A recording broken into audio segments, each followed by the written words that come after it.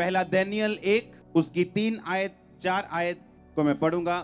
तब उस राजा ने अपने खोजों के प्रधान अशनपज को आज्ञा दी कि इजरायली राजपुत्रों और प्रतिष्ठित पुरुषों में से कई ऐसे जवानों को ला जो निर्दोष, जवान, सब प्रकार की बुद्धि में प्रवीण, ज्ञान में निपुण, विद्वान, राज मंदिर में हाजिर रहने के योग्य हों और उन्हें कसदियों के शास्त्र और भाषा की शिक्षा दे। राजा ने आज्ञा दी कि उसके भोजन और पीने के दाख मधु में से प्रतिदिन उन्हें खाने पीने को दिया जाए। इस प्रकार 3 वर्ष तक उनका पालन पोषण होता रहे और उसके बाद वो राजा के सामने हाजिर किए जाएं। 6 आयत में लिखा, उनमें यहूदा की संतान से चुने हुए दानियल, हन्न्याह, मिशाएल और अजर्या नाम यहूदी थे। सब बोलो आमीन। जो दानियल का वर्ड आपने पढ़ा, लिखा राजा ने आज्ञा दी कि यहूदी लोगों में से किंग सीड को, जो राजाओं के बच्चे हैं, उनके रिश्तेदार हैं, उनको लेके आओ कि वो मेरे राज में काम करें। अच्छे लोगों को लेके आना और अच्छे लोगों की संतान को लेके आना कि वो मेरे राज में काम करें। लिखा दानियल, हन्न्याह, मिशाएल, अजर्या, जिनको आप शद्रक, मेशक और अबेदनगो बोलते हो, इन चारों जनों को अपने घर से छीन के राजा के भवन में उपस्थित किया गया कि वहां पे वो राजा के अनुसार जिएं, राजा का तैयार किया हुआ खाना खाएं और राजा के ही शिक्षा को सीखें, उसी राज की शिक्षा को लें और उसके बाद राजा के अंडर काम करें। इस आसमान के नीचे, इस धरती के ऊपर कुछ भी अपने आप नहीं होता। इत्तेफाक नाम का कोई शब्द इब्रानी भाषा में नहीं। इसका मतलब जो कुछ आपकी लाइफ में होता है उसका कोई ना कोई रीजन होता है। जब हिजकिय्याह नबी ने 15 साल अपनी उम्र बढ़ा ली थी प्रार्थना करके, किन्हों को याद है, पढ़ा है, सुना है, तो उस 15 साल में उसने एक गुनाह कर दिया था और अपने विरोधी को, जो परमेश्वर के वचन के खिलाफ चलने वाले लोग थे, अपना सारा भंडार, परमेश्वर के भवन की सब चीजें, सब हथियार, सब कुछ दिखा दिया था। और नबी जब आया तो उसने गुस्सा किया कि तूने परमेश्वर के विरोधियों को सब कुछ क्यों दिखाया? अब ये सब कुछ तेरे बच्चों, तेरे वंश समेत चला जाएगा। और दानियल उसी राजा हिजकिय्याह का वंश है। अब दानियल के ऊपर जो मुसीबत आई, उसके लिए दानियल ने कुछ नहीं किया था। आप में से कितने हजार लोग ऐसे हैं जो इसलिए गरीब हैं? आपके परिवार के गुनाहों की वजह से, जनरेशनल कर्स की वजह से, या उनके डिसीजंस की वजह से। दानियल की लाइफ की मुसीबत वो खुद नहीं था, उसका घराना था उसकी मुसीबत की जड़। उसने कुछ ऐसा नहीं किया था कि वो बंधुआई में जाए, किसी राजा के अंडर जाए, वहां की शिक्षा सीखे, विद्या सीखे, वहां का खाना खाने, वहां उसको हेल में से, ट्रबल में से गुजरना पड़ा। उसने खाना खाने से इनकार किया जो बाइबल के खिलाफ था, और साग पात, कड़वा साग पात और रोटी के साथ वो गुजारा करता रहा। अब जन्म लेना आपके कंट्रोल में नहीं। किस परिवार में आप जन्म लें, आपसे पूछा नहीं गया जन्म लेने से पहले आपको कौन सा रंग चाहिए, कितनी हाइट चाहिए, कौन सा देश चाहिए, आपसे पूछा नहीं गया। बस आपका जन्म हुआ, चुनौती के अंदर आपका जन्म हुआ। अब मैं आपसे यह पूछना चाहता हूं, अगर दानियल की तरह आपका भी जन्म कहीं हो गया, आपके ऊपर भी मुसीबतें हैं, आपके परिवार की वजह से,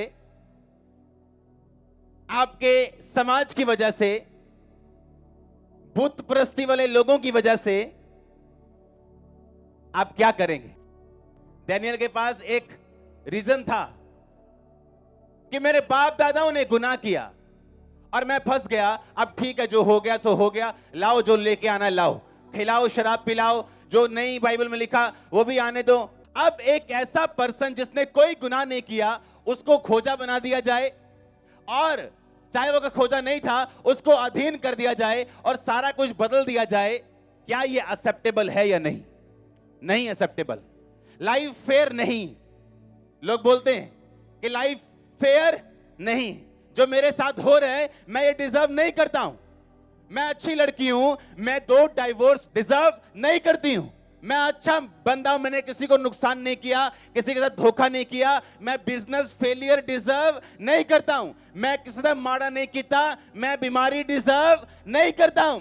पर लाइफ आपको वो नहीं देती जो आप डिजर्व करते हो, जिसके लिए आप फाइट करते हो वो आपको देती है। आप मेरी बात समझ रहे कि नहीं? अब मेरा क्या कसूर अगर मैं एक तांत्रिक के घर में जन्म हुआ हूं, उसके गुनाहों की वजह से, उसके पापों की वजह से अगर मैं बंधुआई में जाऊं तो इसमें मेरा क्या कसूर है? अब दानियेल को यह फैसला करना था, क्या मैं अपने बाप दादाओं के कसूर, अपने बाप दादाओं की गलतियों की वजह से सफर करूं, या मैं एक फैसला करूं कि मैं किसी भी हालत में हूं, मैं अपनी जिंदगी सर्वशक्तिमान परमेश्वर को देता हूं।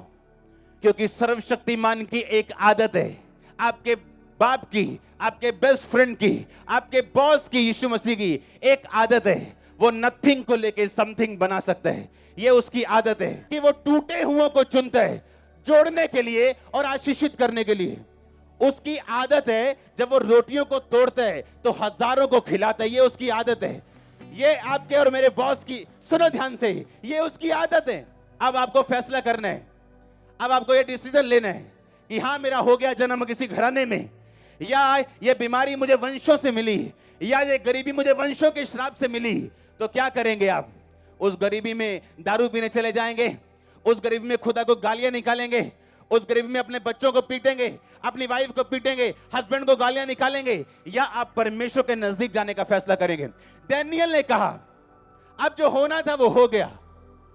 अब अगर मैं परमेश्वर के साथ नहीं हूं तो मैं इससे डाउन नहीं जाऊंगा, इससे ऊपर तो नहीं आऊंगा।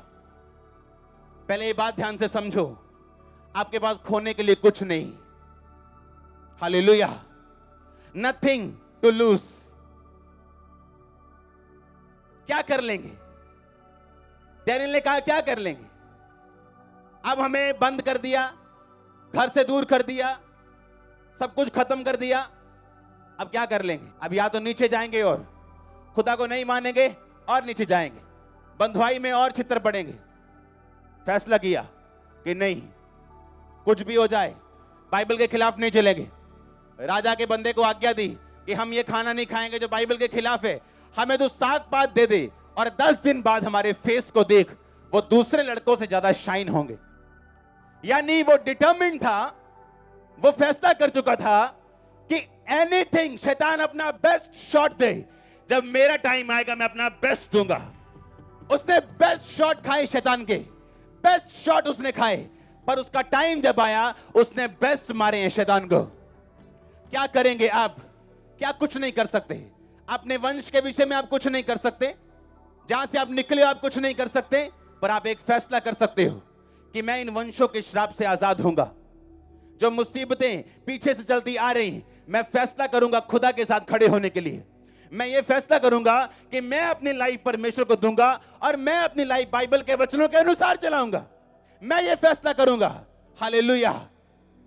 क्योंकि लाइफ आपको 2 चॉइस देगी, या तो अपनी निराशाओं को देखो, गम में डूब जाओ, शराब में डूब जाओ, नाटकों में डूब जाओ, टीवी में डूब जाओ, मोबाइल में डूब जाओ, और या तो फिर परमेश्वर के पास चले जाओ और घुटने टेको और बोलो, परमेश्वर मैं हाजिर हूं, मुझे बना जो तू बनाना चाहता है, कर मोल जो तू करना चाहता है।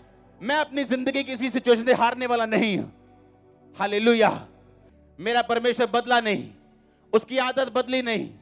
उसकी आदत है नथिंग को समथिंग बनाने की।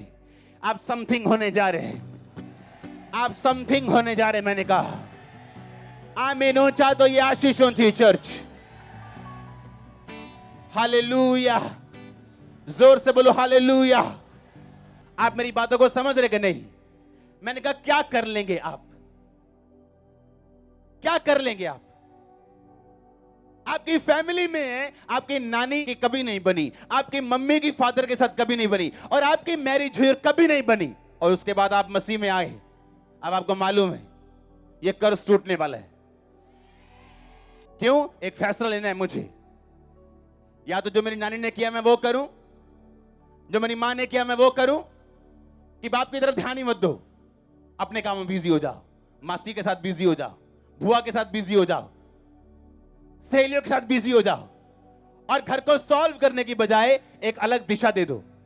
ये परमानेंट सॉल्यूशन नहीं। परमानेंट सॉल्यूशन का नाम है जीसस क्राइस्ट।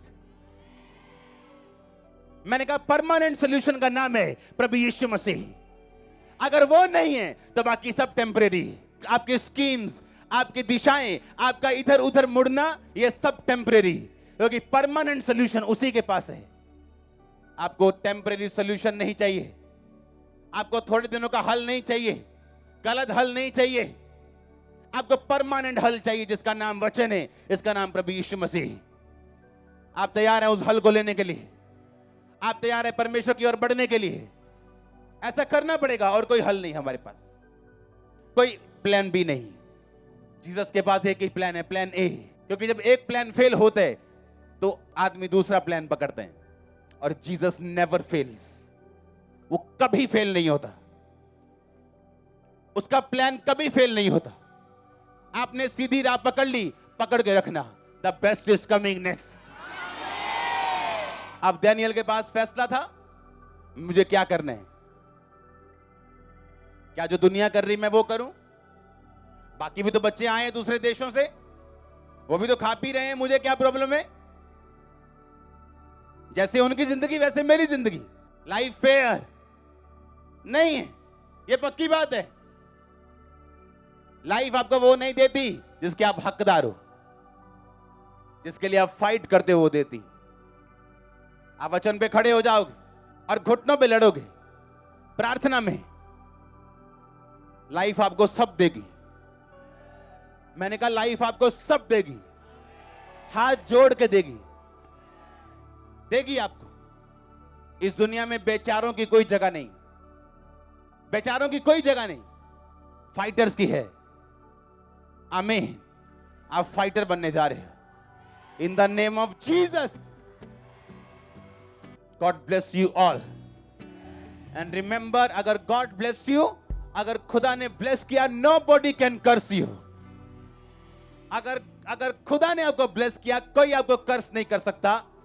मैंने कहा God bless you all, God bless your finances, God bless your business, God bless your bodies.